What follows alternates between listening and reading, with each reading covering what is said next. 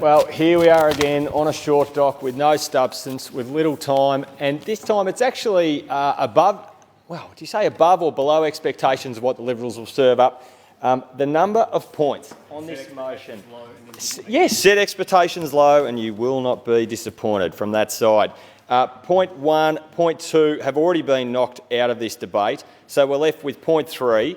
And we know that those opposite what we see at question time, what we see in their motions, there is very little put of substance here. They have no plan, they have no values, there is nothing they believe in. It is what their think tanks serve up. So today what their think tanks serve up is absolutely doesn't even sit within the guidelines of what we should be debating here. But anyway, we'll move past the laziness of what has been bought and the fishing exercise, the fact that they will not put the work in so that we can actually debate something of substance. But when I talk about those opposite, the Conservative values, I say they have no values, no plan, no policies. I should put a point there that there is one value that Conservatives opposite hold deep, and that is seeing the wages and conditions of workers across Victoria and Australia be driven down. We've seen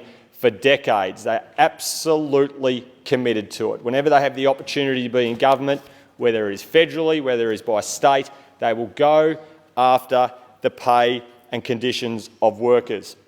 And in Victoria, when we've seen legislation around anti-wage theft laws, where were the Conservatives? They were nowhere to be seen.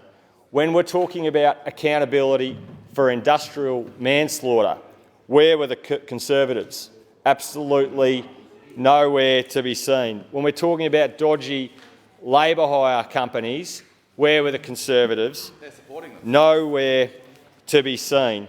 And I lose track of the number of leaders on that side.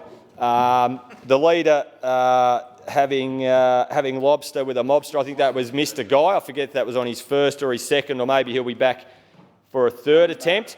I almost feel some sympathy or pity for Mr Prosciutto at times, the way that those on his own side line up behind him, not to support him but to try and stick knives into him.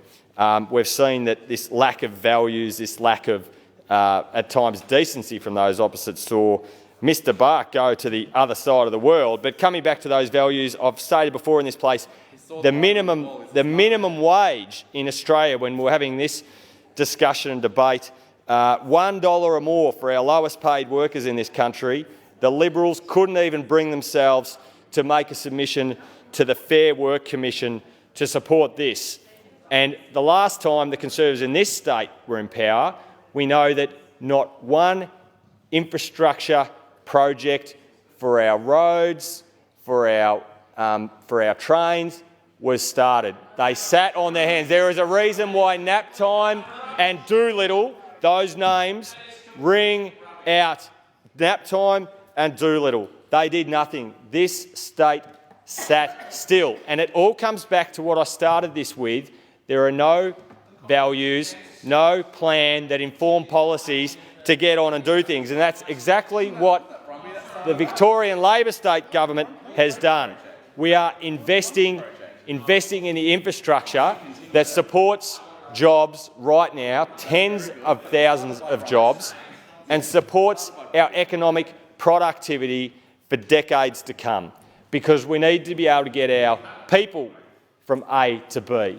We need to be able to get our freight from A to B. It's about ensuring the productivity of our state.